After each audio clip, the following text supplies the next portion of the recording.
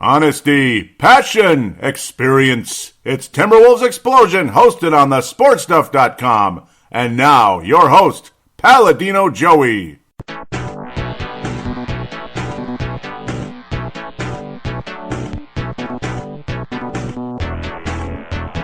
Hello again, Timberwolves fans. Are you ready for the explosion of Timberwolves basketball? I am your host, Paladino Joey, or Joey Awajan. Timberwolves Explosion is available on Apple Podcasts, Google Podcasts, PodMN, Audible, Stitcher, iHeartRadio, Spotify, Double Twist. Great to be on board once again. I thought I'd scramble those around a little bit, but great to be back on board once again with you today to talk Timberwolves basketball. Just a couple things going on. Yeah, Timberwolves winning some games, losing some games horribly, winning some games against some not-so-good teams. Kevin Garnett gets inducted into the Hall of Fame, and we have new owners. But that's all. That's all. Just a couple little things. Yeah, the Minnesota Timberwolves have new ownership now.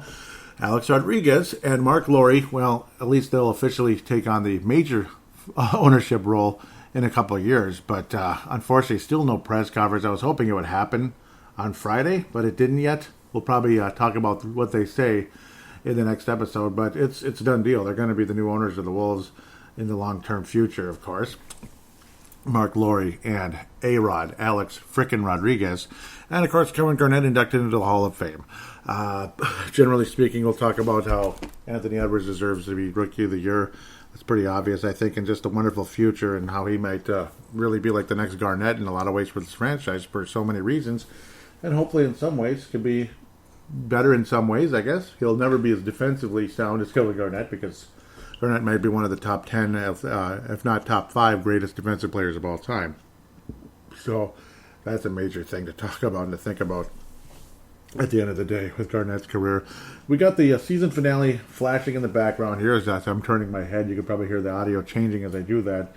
Timberwolves lead 68-50. Three-pointer just made by, not sure what it is, Dallas Mavericks player. I didn't even see the guy. I just saw the ball released.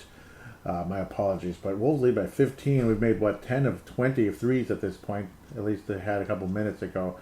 Anthony Edwards still looking great. The hope is, though, D'Angelo Russell just hit another 3. We just hope this isn't Ricky Davis syndrome at the end of the day. I'm not going to review any of the games leading up to this. It's just kind of like cannon fodder at this point. We beat Orlando and we beat Detroit. We killed Orlando. We beat Detroit by 19. And we lost to New Orleans by 4 points. That was a very high-scoring, epic battle. We lost to Memphis by 4 points. Got beat a little bit worse by Miami. Interesting comment by Karl Anthony Towns telling Jimmy Butler to call Rachel Nichols. And, of course, Anthony Edwards jumping in between the two, which is actually very cool to see. That was cool. I like that. When Butler was trying to get in, Edwards was basically like, back the bleep off, Jimmy. That type of thing. And Jimmy. And then the Wolves lost in lame fashion to Denver and pathetic fashion to Boston. And we're winning in wonderful fashion versus Dallas at the moment, with some fans in the building, of course. At least the players aren't wearing masks when they're playing, but hopefully the fans won't have to be wearing those much longer. Edwards makes his 11th point just now. And I won my fantasy basketball championship.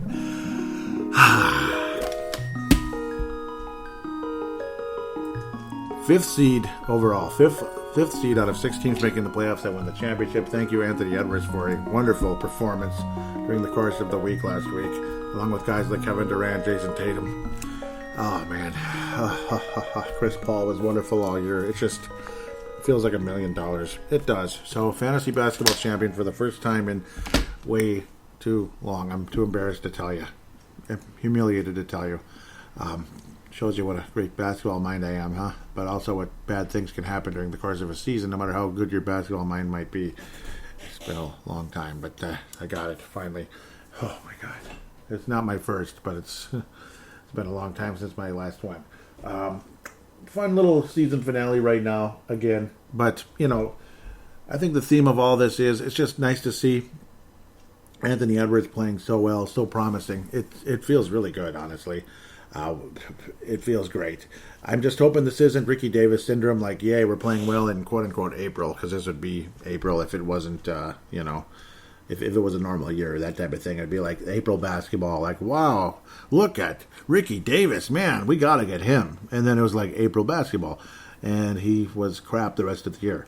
So it was like lame. It was crap the rest of his contract with Minnesota. He was just he's just a schmuck. D'Angelo Russell's showing tons of promise. Obviously, he's been so much better since returning from the bone spurs, and maybe, hopefully, that's all really this load management nonsense was. He was sore. He was in pain, and it wasn't getting better, really. That type of thing. And he finally just said, screw it. Let's just get this fixed. If I have to sit out for a while or even the rest of the year, so be it.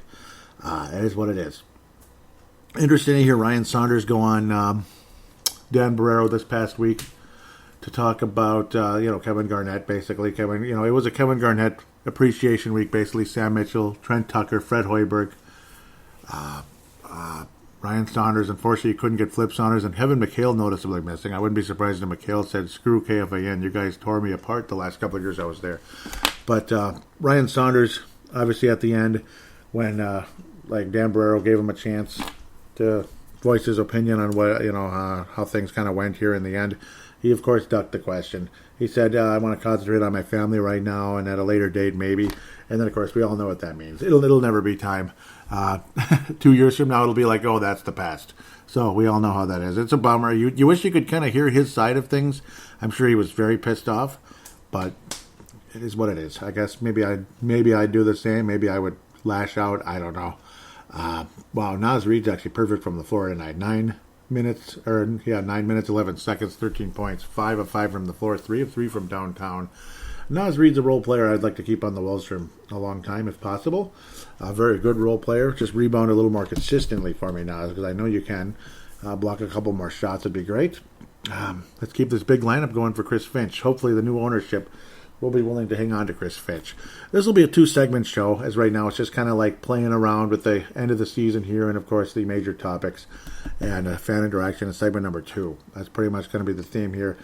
I do a playoff preview, but I don't know. It's not set yet. Maybe I can kind of give some ideas, but I'd like to do a playoff preview. But I think we're going to focus more on the main topics. I think we have enough to say already in terms of Kevin Garnett going into the Hall, and of course the new ownership. So might as well jump a bit into Kevin Garnett now. Generally speaking, obviously an amazing career. What did he play? 21 years in the league. Just unbelievable. 22 years. 21. It's like they call it 22, but it's 21. He wanted to play a 22nd year. It just wasn't meant to be. His contract could have gone on for another 2 years, but we all knew it wasn't going to last all the way through that. Flip just kind of gave him like some gift money, basically. Like he didn't make enough for him, the Timberwolves, in the first place. But, it kind of is what it is.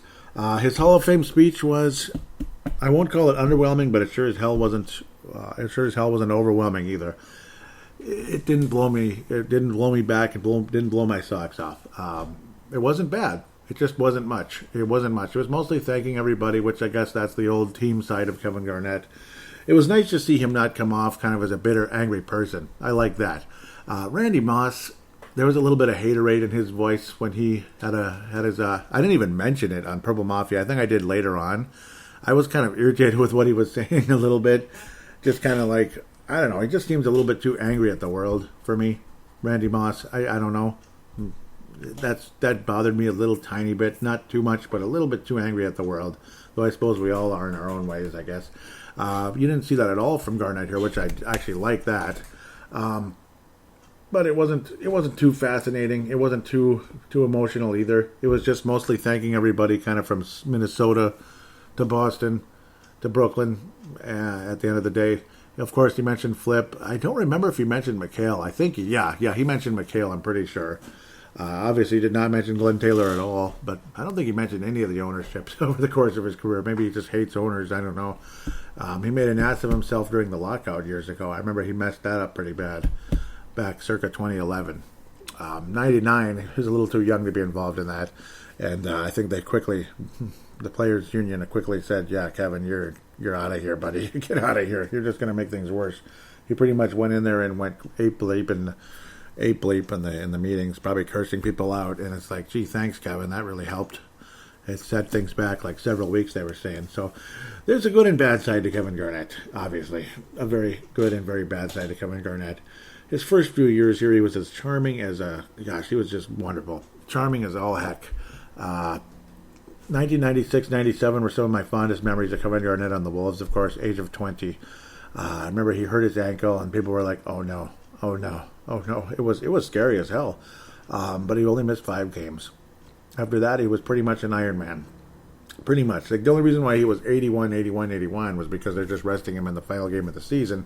The Wolves' playoff seeding wouldn't have mattered either way in those games. It's ironic, though, his 2 best seasons in his career, and the 2 years the Wolves actually had home field, if not home ice advantage, as Dan Barreiro likes to say, just to be fun.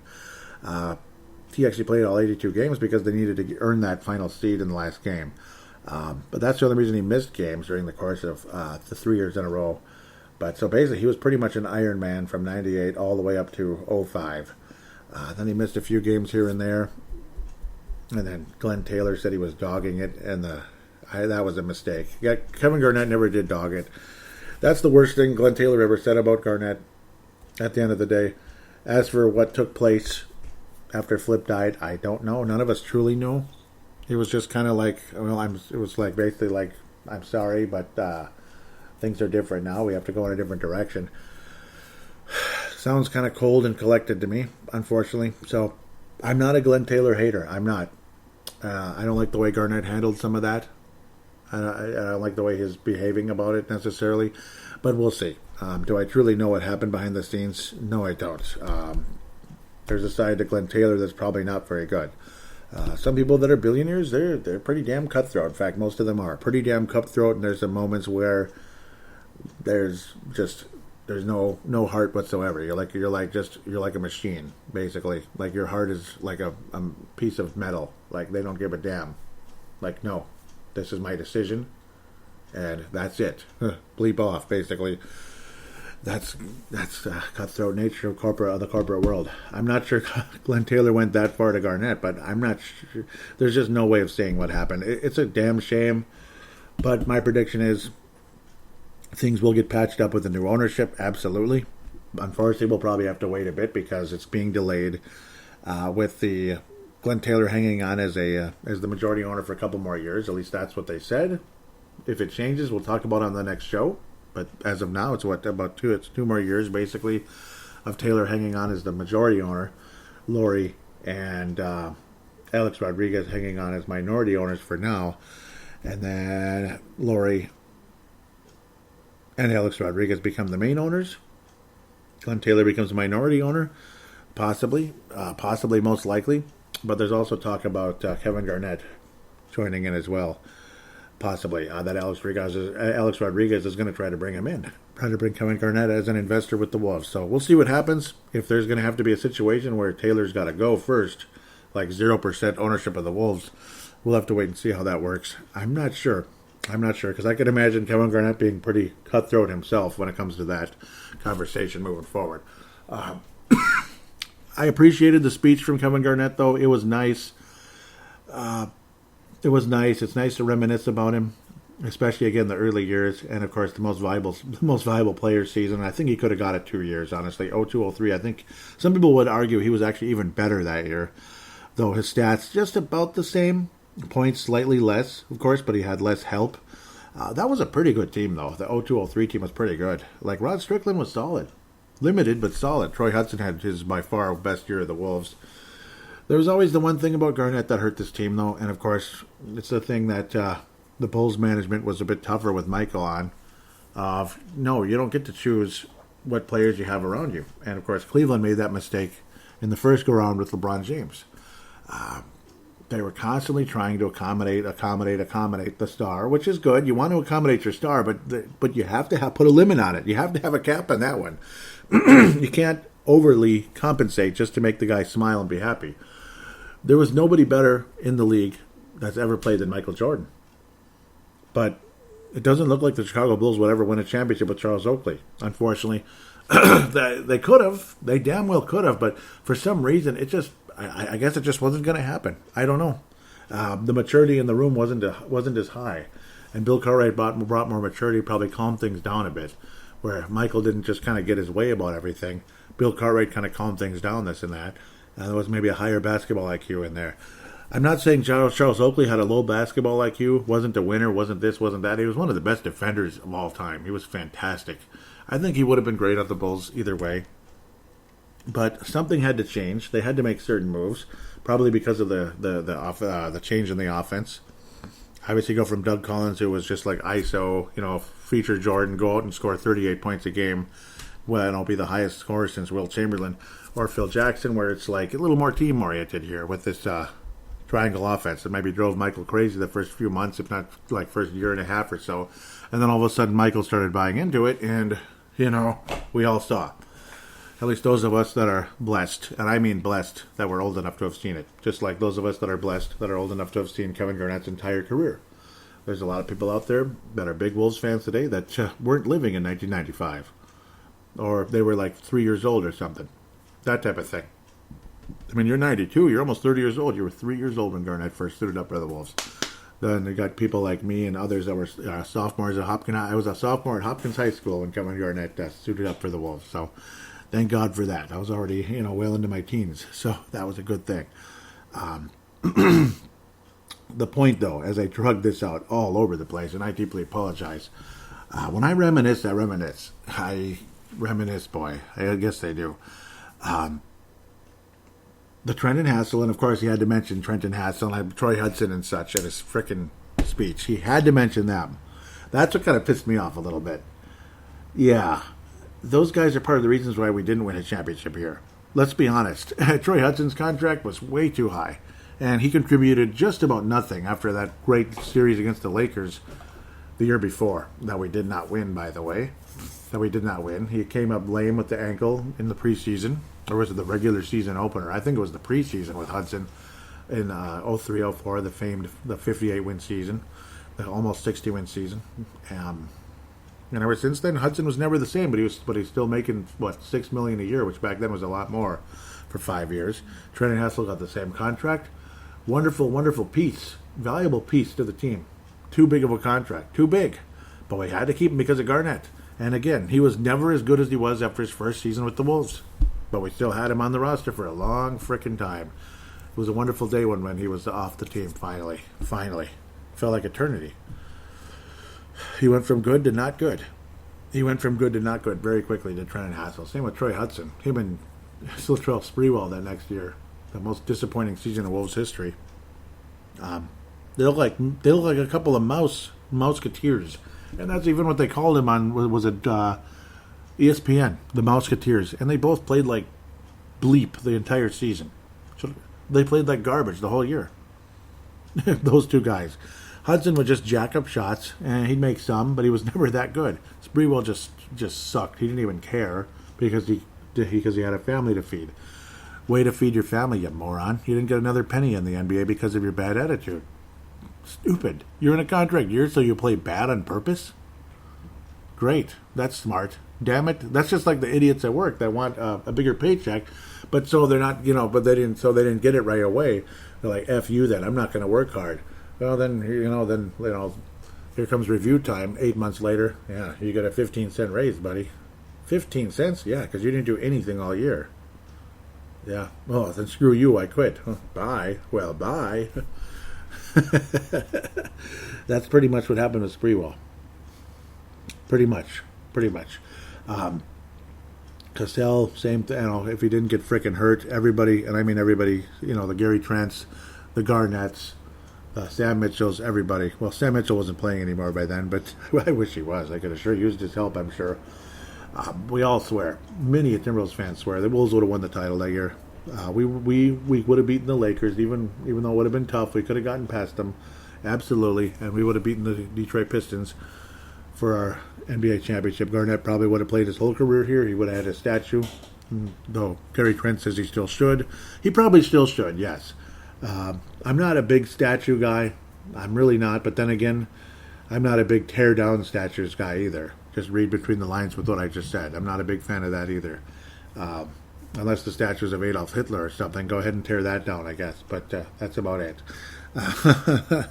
I'm sure those were torn down a long time ago. Anyway, if they were ever built. You probably never got a chance to build those. Probably never did, right? It's, yes, if any Timberwolf deserves a statue, of course, it's Garnett. Of course, his number should be swinging in the rafters with the Lynx championship banners. Yes, I'm glad that they're there. It's just, yeah, I wish it'd be more, I don't know, I just think it'd be more interesting if they were Timberwolves championship banners. That's just my opinion. Please forgive me if you don't like what I just said, but that's the way I see the world. I'm sorry. I'd be much happier if they were Timberwolves championship banners. Sorry. Much happier, by the way.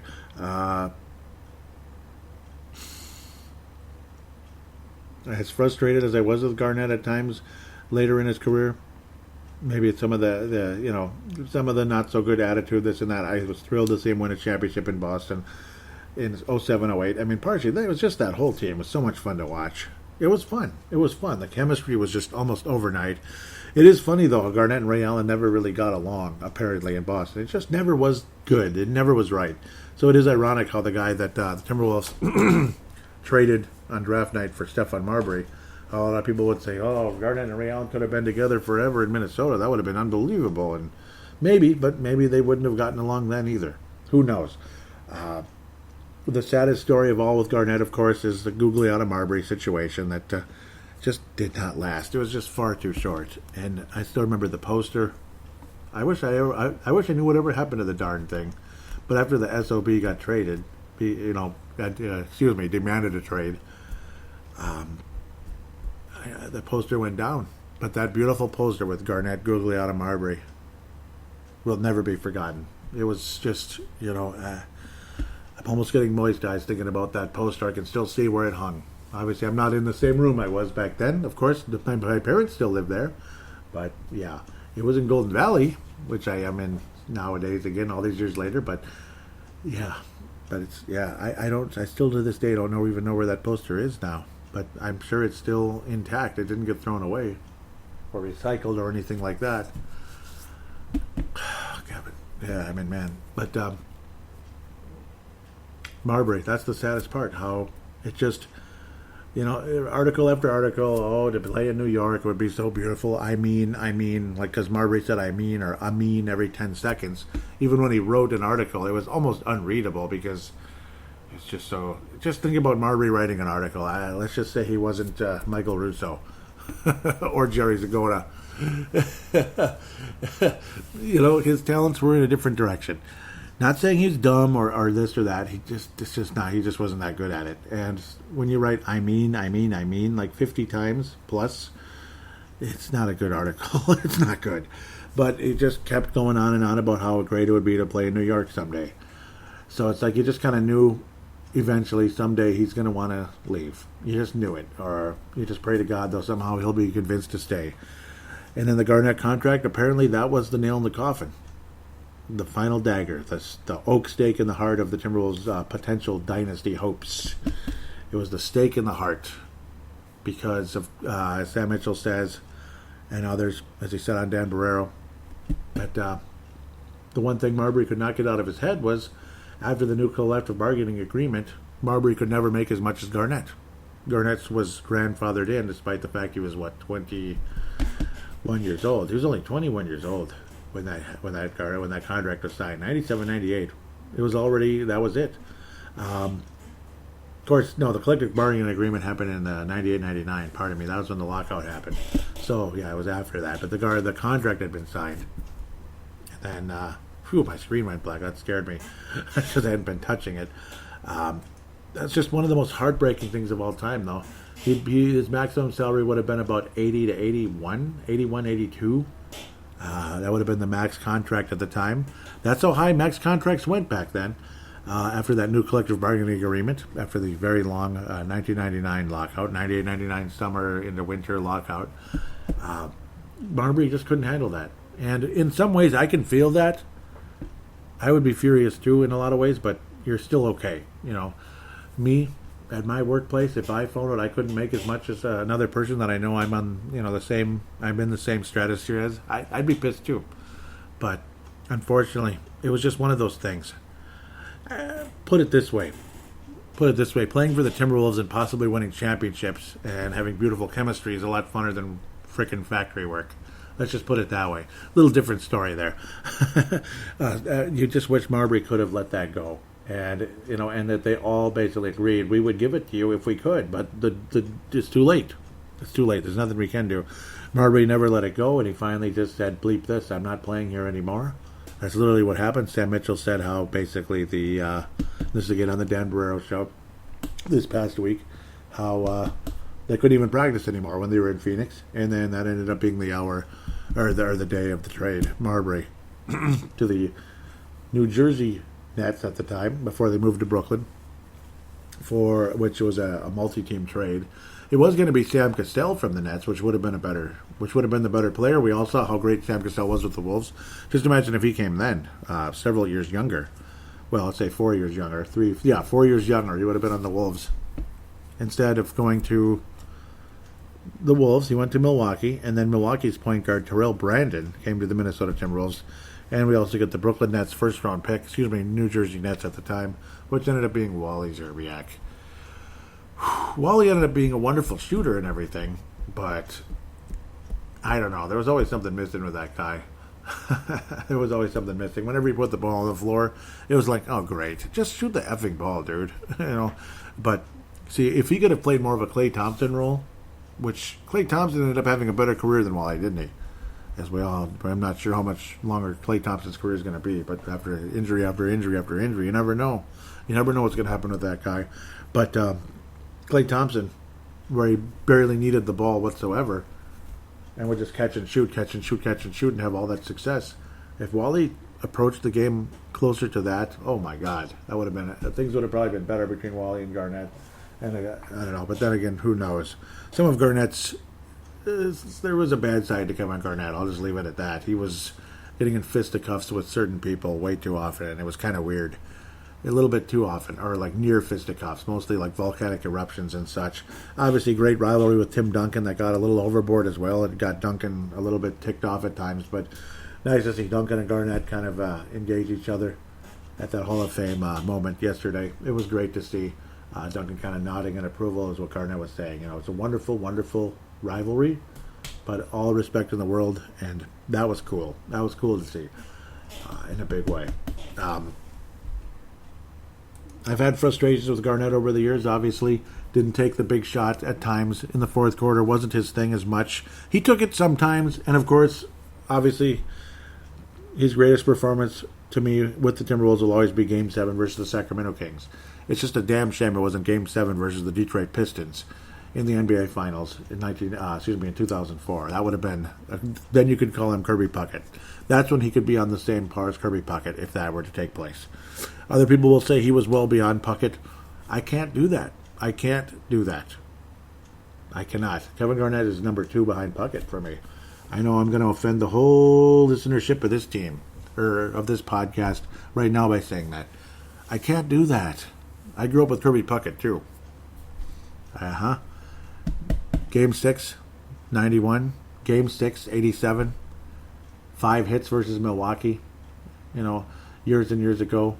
Those like 6 hit games as well, in like 91 and 92, all those great seasons in between. Gold gloves, clutch home runs. Everybody jump on my back. I'm going to carry us tonight.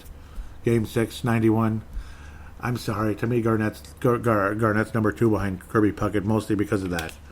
As great as Garnett was, Kirby Puckett had that one little extra magical thing. And as Sam Mitchell said, Marbury needed Kevin Garnett. How much he needed him, and Marbury's career would have been Hall of Fame for sure. Absolutely. Garnett made Marbury so much better. Flip Saunders and Garnett with Marbury was the perfect fit. Perfect coach, perfect power forward center. Well, power forward, basically. Power forward, stretch 4, small forward, shooting guard, whatever he could be. A de facto point guard, Kevin Garnett, which is what he was against Sacramento, which is unbelievable.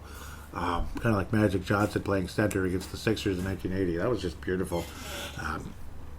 Magic, wow, what a run he had there. Of course, unfortunately, I was too young to actually see it happen, but, history, and you got to see all the documentaries and such. It was unbelievable. Marbury absolutely needed Garnett. Garnett absolutely needed Marbury. And Cassell obviously was that big piece that was Marbury-like when the Wolves could have won the championship in 2004, but he let the team down getting hurt, or just his back let the team down, him being Sam Cassell. Big freaking shame. Huge shame. The Wolves could have kept Chauncey Billups. We might have had a miracle replacement. He could have been he was a hell of a player too. It's a gosh darn Mickey freaking shame that the Wolves didn't keep Chauncey Billups. That's one of the biggest things that still aches in my heart, is that the Wolves couldn't promise Chauncey Billups a starting role because Terrell Brandon was still on the roster. Oh wait, but he was inactive, and oh wait, he never played another game again, ever. That's where he ended up getting traded as a retiring contract because of the injury, the microfracture surgery, and we got frickin' Sprewell. Well, who would I rather have between Chauncey Billups and frickin' Sprewell? I'd rather have Chauncey Billups any day of the week, and maybe we still could have gotten someone else in place of Cassell if that was the case. But Cassell was obviously clutch. Billups was clutch, obviously, as well. He ended up getting the Finals MVP that freaking year. Think about that. With the Detroit Pistons. Just think about that. Just think about that. Oh, man. That's as Minnesota as it gets right there. Microfracture surgery. You get frickin' Sprewell, but luckily, again, just an awesome trade. Joe Smith and Anthony Bleeping Peeler, the most obnoxious, terrible player ever, to get Sam Cassell. Wow. Awesome. It was good times. And maximized Garnett, because like any great player, you need help. You can't do it all yourself. And when you're all by yourself, certain stats will be higher, and other stats will be worse. You're obviously going to get worn out because maybe you're just trying to do a little bit too much, which I think was the case with Garnett in some of those years. And when he had more help, his numbers exploded. Also, he was in that upper 20s range, which is your absolute prime in the NBA usually. It was so much fun. So much fun, and I miss seeing it. That was a great season. Oh, my God. Oh, no, and we'll all remember it forever. All of us that were old enough to remember it. But just imagine if the Wolves were able to keep Chauncey Billups and have that great career, and we could have stuck with Garnett and add that one more piece if humanly possible. But I guess it wasn't. I don't know. I guess it wasn't. I mean, but you could package players together to get that third piece to join Chauncey Billups and Garnett, and it would have been beautiful. Because Billups was an absolute all-star right after that. Oh, bummer. Obviously, great run with Boston, like I talked about. Too bad we couldn't get Rajon Rondo back in that move, but then again, the Celtics wouldn't have won a championship. Probably, I mean, Rondo was very key to those championship teams. We got Telfer instead. It's just funny how all that turned out. But obviously, a hell of a Hall of Fame career. It was thrilling to see him come back, Kevin Garnett. He only played 5 games his first year back. He looked so good in those 5 games, and then his knee just said, "Screw this! I'm not doing this." The next year, he wound up with 38 games and started all of them. And I remember how I hadn't been a ticket holder for so long. I'm going to fess up to something. Because once you have cable TV and eventually later on HD TV, and maybe you don't have the financial wherewithal to be a season ticket holder anymore, you eventually stop. And you just come home and would rather watch all the games on TV. That's what happened with myself. Kevin Garnett was playing. Flip Saunders was the coach, right? I come back in 14-15. Garnett's there, and Flip Saunders is the coach. Just, isn't that the most darndest thing of all time? I hadn't been there all that time. Garnett's there as a player, and Flip Saunders is the coach. It's just like, oh my God. All those years later, I come back. It was the darndest, craziest thing. And then, of course, again, the 38 years, and then there was no more Flip Saunders, and obviously the saddest thing ever. Garnett still played 38 games, but ended up being his final year. He had at least one more year remaining on that deal. I believe it was 2 more. And then Tom Thibodeau came in, bought him out, and that was it. Very sad situation. Very sad, and we don't know what truly happened behind the scenes with Glenn Taylor, Kevin Garnett, Tom Thibodeau. I have no idea. But obviously Kevin Garnett did not mention Tom Thibodeau in his Hall of Fame speech. Cool to hear Tom Thibodeau on Dan Barreiro, though. Obviously they had a good relationship in Boston. So, not sure what happened there. Because they did know each other. They absolutely did. So, not sure what took place there other than Garnett. There was just to a point where he couldn't really play anymore. But Gary Trent says he should have stuck around for a while after that. With Karl Anthony Towns, it would have helped him maybe be ahead of the curve a bit with his learning process. That probably would have been good. It wouldn't have hurt. I wouldn't have objected to it, honestly. I don't know if he could have played here 5 more years, though, like Gary Trent was saying. That's a little crazy. But maybe at least hung around in the organization, kind of like as a, like a Haslam, like a Juwan Howard with the Miami Heat, Haslam, guys like that. Kind of cool, actually. Kind of cool what Miami did with Haslam and Juwan Howard. Maybe Garnett could have been that. Kind of an inactive guy who was still kind of there, and all that would have been very helpful. Could have been an assistant coach, maybe, even though he didn't. He never wanted to be a head coach. And he told the late Sid Hartman, hell no, about being a coach when he came back. So, I don't know.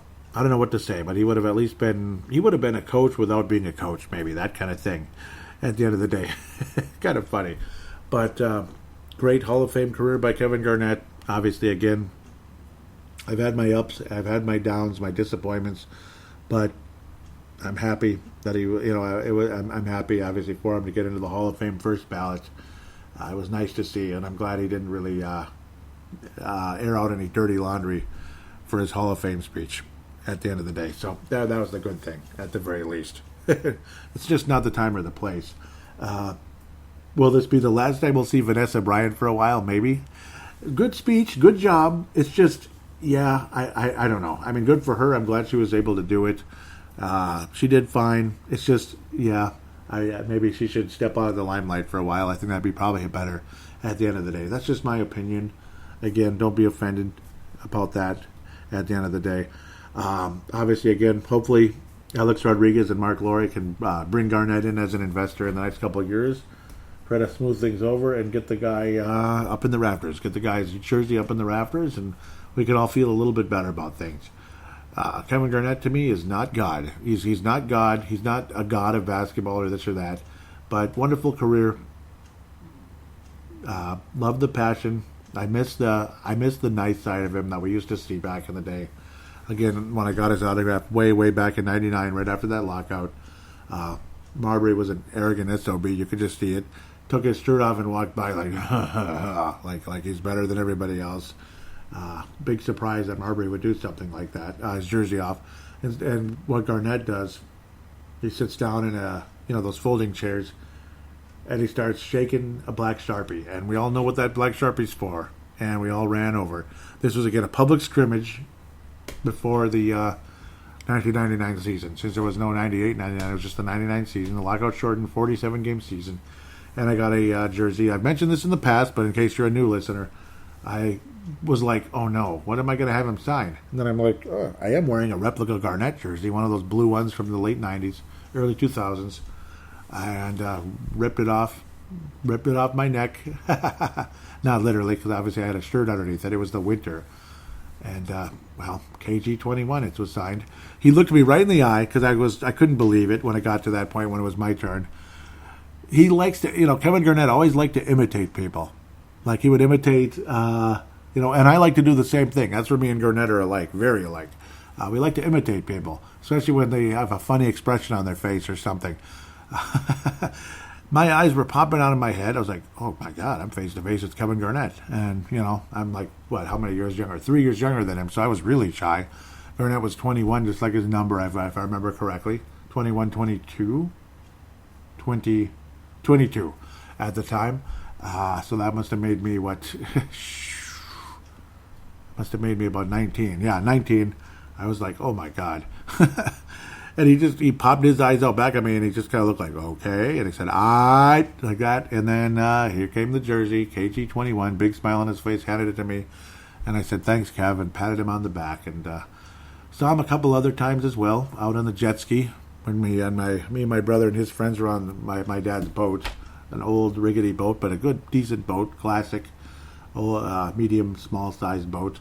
But it ran and all that stuff. The boat was as old as me, literally 1979. And there's Kevin Garnett on a jet ski. Holy cow, with a friend or two there. Man, on Lake Minnetonka. So cool. He also came to the gas station when I worked at a Holiday gas station many years ago. He was out there pumping gas in his Range Rover. And it's like, well, there's no doubt who that is. Holy crap. It was pretty cool. And he waved. I waved. He waved. That was pretty cool. Yep. That was good times. So, got to see him multiple times. I'm very lucky. I got to see Kevin Garnett in person multiple times. Never got to see Kirby Puckett. Never got to see the Chuck Novaks of the world. I don't think I ever saw Tom Gugliotta in person, other than just watching him at the games in the seat, but like in the in person, like close up.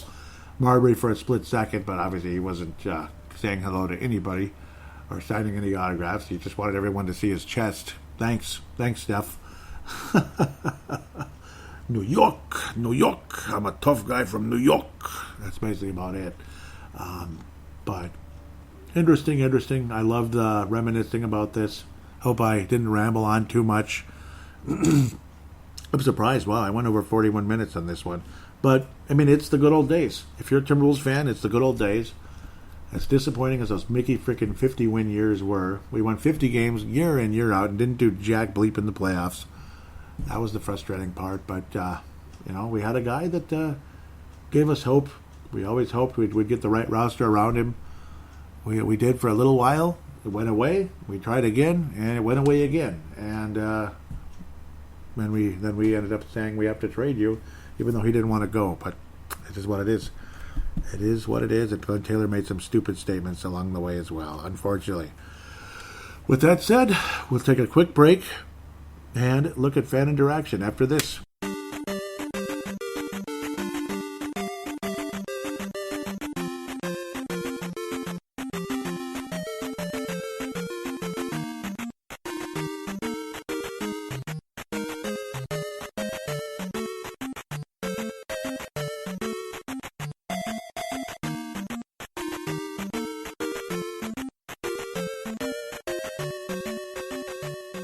And we are back here on Timberwolves Explosion. Time for some fan interaction. Kind of empty the mailbag, get caught up, and all that good stuff.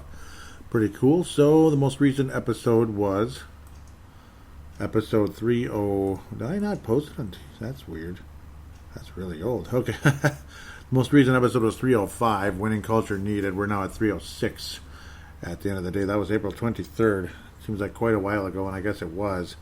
This one's again Garnett in the Hall of Fame, and of course the new owner. So significant. Garnett might be a new owner as well someday in the not too distant future. We'll have to wait and see how that turns out. Let's go to the Twitter account first at TWolvesEX. Again, at TWolvesEX for the Twitter account. Want to thank Levi Brown and Tanae Brown for retweeting the most recent show. Vince Germano out of Australia, Levi and Tanae Brown out of New Zealand. Vince Germano out of Australia, and the Courtside Podcast, of course, and also Derek Felska of Crease and Assist, a bit of a hockey guy, no question about that, but kind enough to retweet this show as well. Very cool. Thank you so much, Derek. Crease and Assist for the Minnesota Wild, who won a playoff game today against the Vegas Golden Knights. How about that? I released a playoff preview for the Minnesota Wild on the Brave the Wild podcast 2 nights ago, Friday night. Do check that one out if you could. Tanae Brown says he's been bad here in the fourth. I was saying, come on, Carl. That was on April 24th. Bit of frustration going on there. He was missing a lot there. Diva Bible, huh? I wonder if he's talking probably about Carl there too. Probably a bit frustrated with Carl is my guess. Okay, I was saying, nope, it was not that. I was saying if we can beat the Jazz in a regular season series, it's time to start doing that with other teams. That would be great. That would be great. I mean, we beat the Jazz in the regular season. We swept the Jazz in 3 games. That is insane. But we did it. We did it. So let's start doing that in regular, and let's start doing that with other teams and start doing it in the playoffs too. That'd be great. So we try to keep moving here with the Twitter account. Here we go. Nicodemus says, great episode, Joey, but I don't want to think about how many episodes in a row you could have applied to use this title. And again, that's winning culture needed. Yeah, thank you. I really enjoyed doing that show. Nick Demas, I believe, out of Pennsylvania, if I remember correctly. Yeah, great guy. Thank you, Nick Demas. Really great to hear from you. And thank you for the retweet. Yep, he also retweeted as well. He's in the U.S. I was saying something about I liked it a lot more in the 80s. What was I saying to the bartender? I don't understand. Oh, yeah. They're saying, I love Minneapolis, and I said I liked it a lot more in the 80s. Yeah, I liked it a lot more in the 80s. We'll leave it at that. Tanae Brown says, shot selection in the bonus, and let's settle for transition threes with the hand over the face. And extremely frustrating. Yeah, some of the shot selection was just poo. Why can't it show the conversation? I hate Twitter sometimes. I just want the damn conversation because he was responding to me. Or was he just... No, maybe he wasn't responding. He was just... I quoted him back, I believe. Yeah, I was saying it's beyond irritating. It's like we're 12 years old. Yeah, we were literally like throwing the game away. It was ridiculous. Levi Brown liked what I tweeted. I said, the fact we're able to sweep the Utah Jazz says something about the Timberwolves. Just hope we can be more consistent next year. Stay bleeping healthy for once. Yeah, that would be a big deal if we could. And then Tanae Brown, quote retweets it. He says, quote tweets it, I believe is what you call it. He says, I wonder what their record would be if they stayed healthy and how many wins we'd have had Finch not been hired. Interesting. The out-of-bounds play that led to the D'Lo layup to the win was impressive, and yes, it was. You have to play for D'Lo. He just kind of got wide open, and it was a good pass to set him up. That was awesome indeed. I was saying, I wish Finch was coach all year. I'm really curious how good we truly can be. Yep, that was, Tanae Brown says, I don't think we were far off at the start of the season saying that if we stayed healthy, which didn't happen, unfortunately. He put it in quotations there. Not quotations, parentheses. We would be well in playoff contention. Nice 4-game win streak, and always nice to beat the Golden State Warriors. Well, wasn't that cool? We did. So I was right about that one when I said the Wolves would beat the Warriors like we usually do in the past, at least once. So yeah, pretty much. Yep, I agree with what he was saying there. That being him being Tanae. Lots of stuff floating around here. I wonder if there's one more maybe. Yep, Nick Tima said nice. That's something I posted. It must have been. I'm gonna like it. It was the Anthony Edwards behind the back into himself with the jam. Just so smooth. That was against the Celtics, but other than that, Mrs. Lincoln, how was the play? It was a terrible game, but a great play by Anthony Edwards. No doubt about it. Liked by multiple people there. Thank you very, very much for the likes there. At TWolvesEX, do follow that Twitter account. It's getting, it's been lonely and stupid ever since I had to restart everything. But luckily, no, people have been joining it very gradually. But those of you that have, you're like the main people, and I really appreciate all of you. So now we head to the Facebook page, facebook.com/Timberwolves Explosion. We got Karl Anthony Towns throwing down a sick reverse on the Jazz. That really was awesome. No question about that. And then Anthony Edwards. Yep, he's just really becoming something, isn't he? He really is. Reminds me of Dominique Wilkins, honest to God. 150 career threes, youngest in NBA history to get to 150 threes. Pretty damn cool. Levi Brown, I apologize, says, Ant has been absolutely spectacular since the break. Sucked again at New Orleans. Sucked again NOLA. That'd be New Orleans. Where we stopped giving him the ball at the end of the game. Some terrible turnovers from Cat. Yeah, no question about that. No question about that. And then they were saying how Anthony Edwards had to play in girls' basketball league in middle school. Was bullied for being overweight, and then now here we are, Rookie of the Year candidate, 19 points, 3 assists, 5 rebounds per game, 2 40-point plus games, future superstar, loved by everyone. Big change there. At Heavyweight Hoops is where we got that from. Pretty damn cool. There was a love from Tanae Brown there, but no comment, and that's totally fine.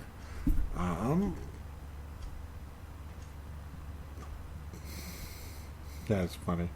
Sorry, I just saw something funny.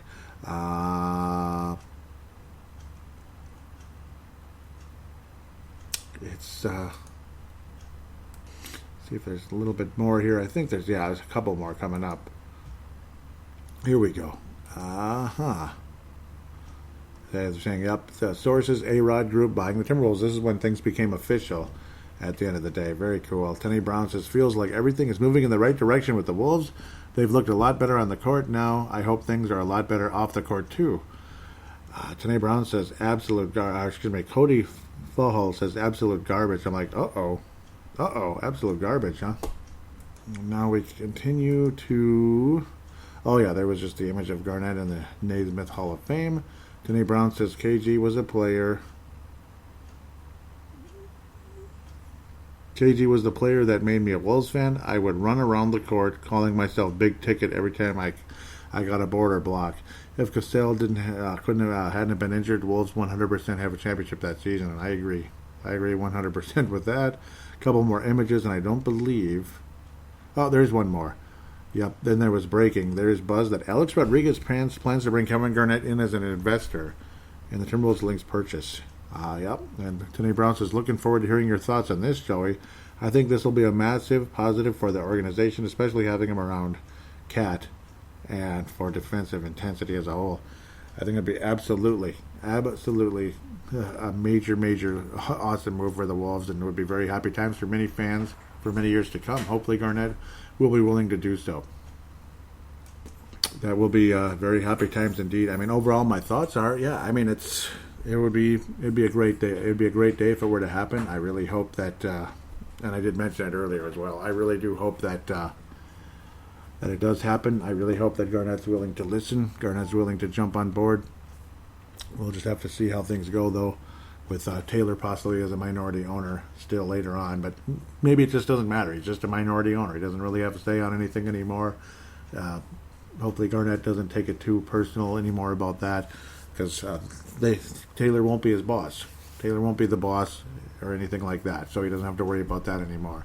He's just another investor that they probably never talk to each other anyway. At the end of the day, some do and some don't, depending on if you get along or not, I suppose.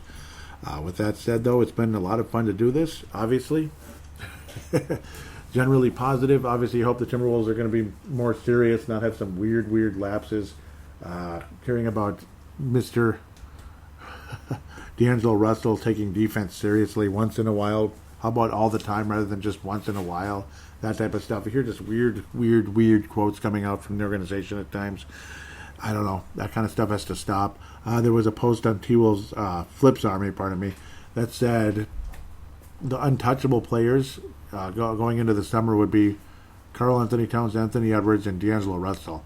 D'Angelo Russell to me is not untouchable. I disagree with that. The other two are untouchable for me right now. There's a price for everybody, but I would not trade Anthony Edwards at all. And I probably wouldn't trade Karl either. In fact, no, I wouldn't. D'Angelo Russell, hey, if it's the right package and we can do better, go for it. Go for it. He's pretty damn expensive for what he is at the end of the day, even though he was pretty wonderful after the Bone Spurs, but obviously no pressure. No pressure at all. So maybe he's just another Ricky Davis.